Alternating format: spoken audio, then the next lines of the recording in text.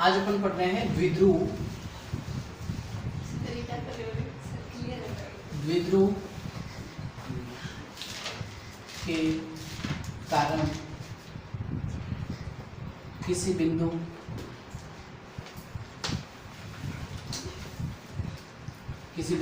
P जो are theta बना रहा है, आर के साथ थीटा कोण बना रहा है, आर थीटा पर विभव का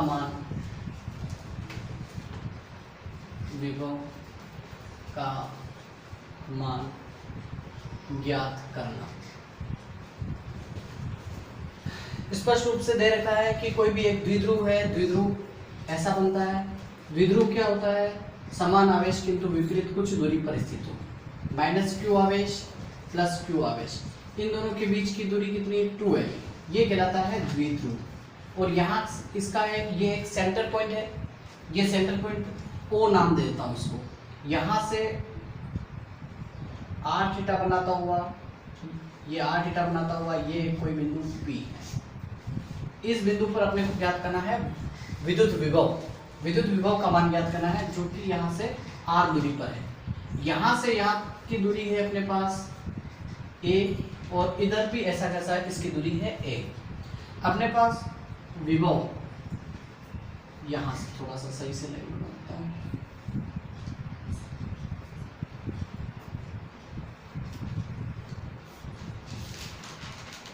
ये मान लेते हैं यहाँ से यहाँ तक की दूरी r1 है।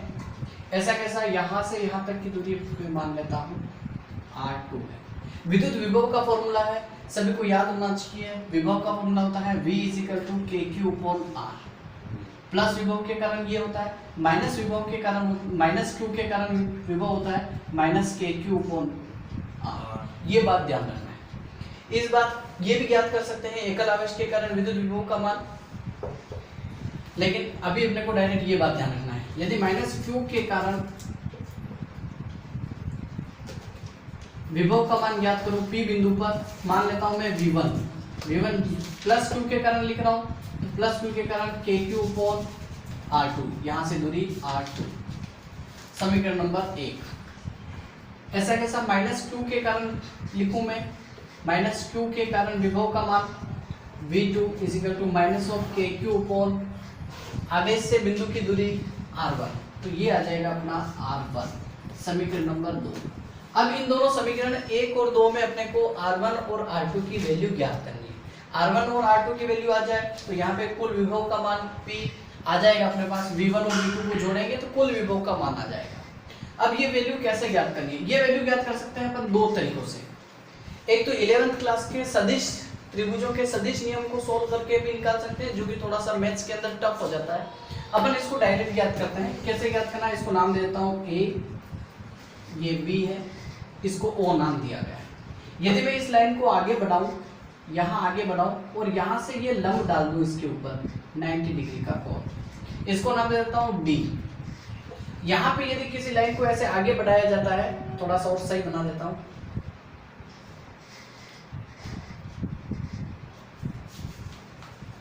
ये इसको नाम दे रहा हूं मैं D। कैसे ऐसे लंब डाला जाता है, तो ये प्रूव है ट्रिग्नोमेट्री से कि ये वैल्यू और ये वैल्यू लगभग बराबर होगी। क्या बराबर होगी? ध्यान से देखने पर ये आ रहा है DP, ये किसके बराबर होगा? लगभग AP के बराबर होगा। अब मैं यदि इस ट्रायंगल को सोल्व करके मेरे को ये वैल्यू पता लग जाए, ध्यान से देखने पर मेरे को यहाँ से यहाँ तक की वैल्यू दे रखी है R, यहाँ की वैल्यू पता लग जाए तो दोनों को जोड़ने पर यहाँ से यहाँ तक की वैल्यू आ जाएगी। उसके बाद यहाँ से यहाँ तक की वैल्यू आ गई, और वही अपन क्या कह रहे हैं, ये वैल्यू बराबर है। तो मेरे को ज्ञात करना है यहाँ से यहाँ तक की वैल्यू। यदि ये कोण थीटा है तो इसके जस्ट सामने वाला ये कोण भी थीटा होगा, थीटा के जस्ट सामने वाला ये लंब होगा, ये आधार होगा और ये कर्ण होगा।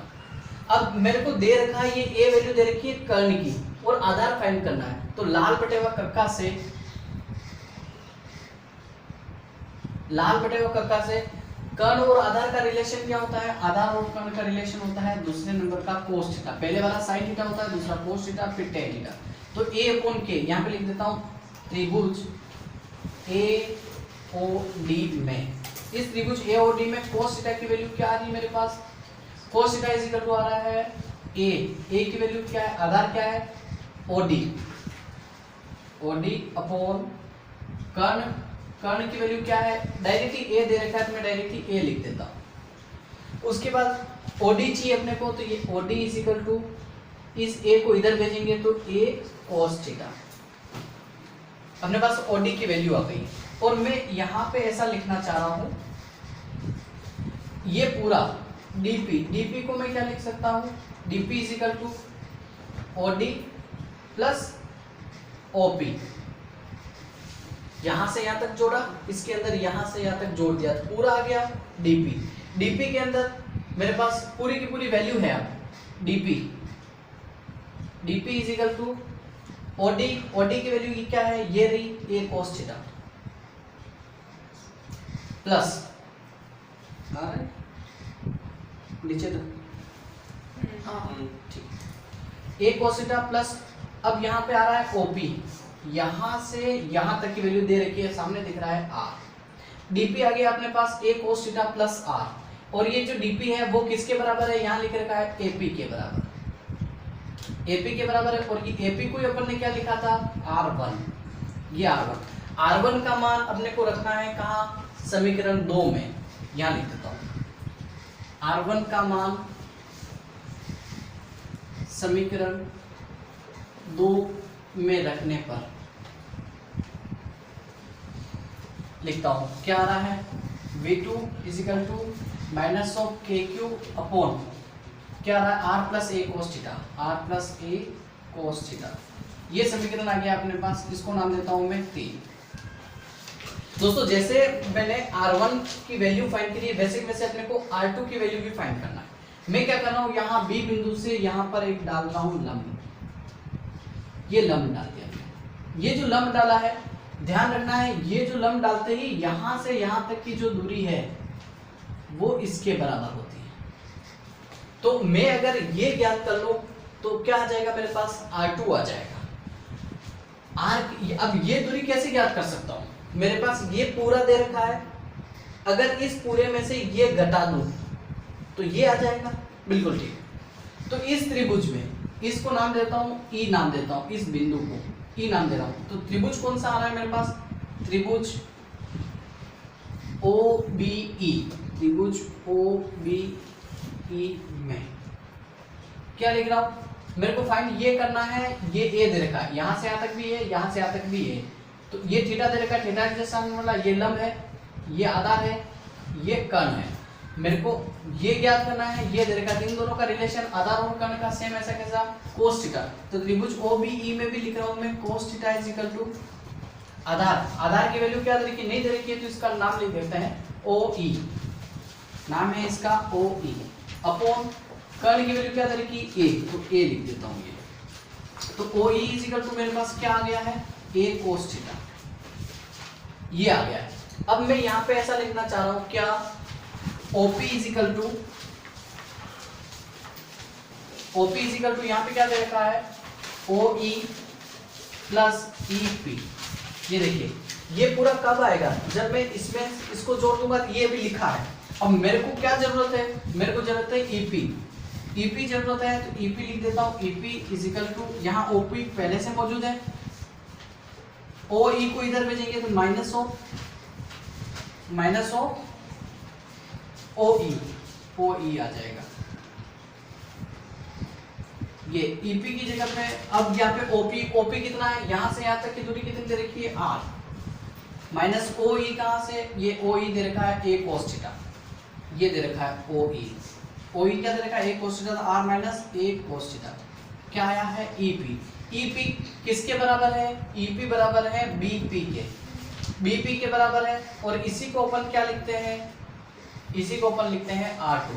तो अब लिखना है अपने को समीकरण 1 में, समीकरण 1 से। दोस्तों ऐसे सोल्व करने समझने में बहुत मेहनत लगती है, वीडियो को लाइक कीजिए और सब्सक्राइब कीजिए। यहाँ पे आगे समझते हैं समीकरण 1 से। समीकरण 1 क्या लिख रखा है, V1 is equal to KQ, band बजा के V1 is equal to KQ upon value है अपनी R2,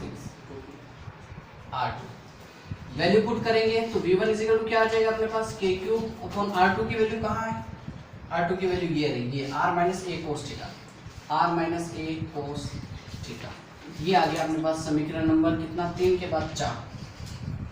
अब समीकरण 3 और 4 को सोल्व करना है। यहाँ पे कुल विभव, यहाँ पे माइनस क्यू के कारण विभव कितना आ रहा है, ये विभव आ रहा है, और प्लस क्यू के कारण विभव कितना आ रहा है, ये आ रहा है। तो कुल विभव कितना, दोनों को जोड़ेंगे तो कुल विभव आ जाएगा। नेक्स्ट ये मिटा देता हूं, फिर लिखता हूं।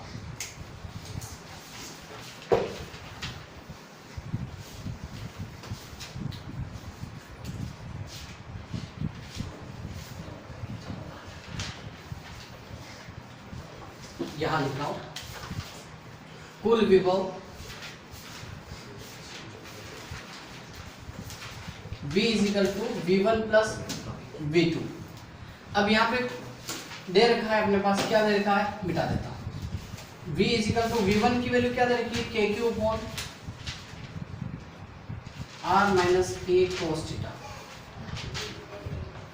V2 की वैल्यू क्या दे रखी थी, अभी मिटा दिया, वापस तुम देख के लिख सकते हो, क्या, minus of KQ upon R plus A cos theta.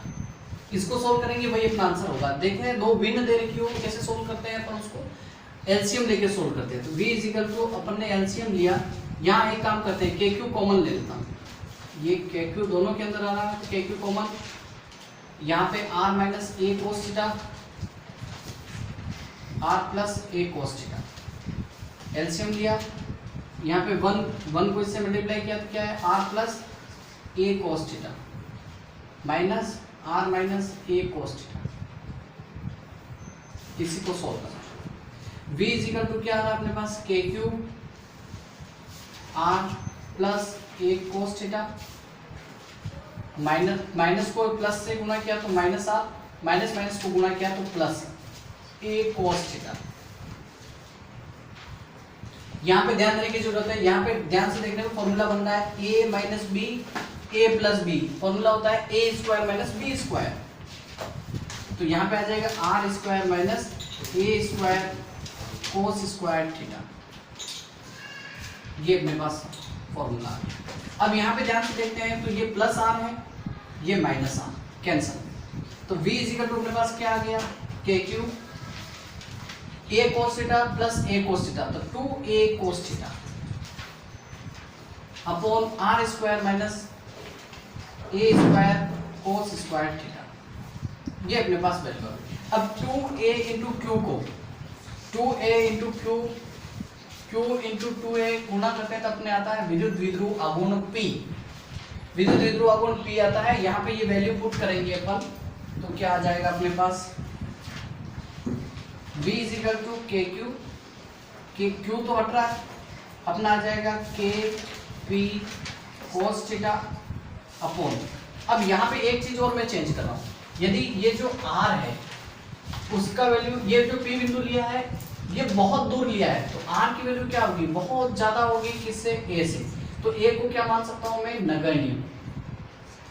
जब A को नगण्य माना तो ये पूरा 0 हो गया, तो अपने पास क्या आया, R square, KP cos theta upon R square, ये वैल्यू आया अपने पास।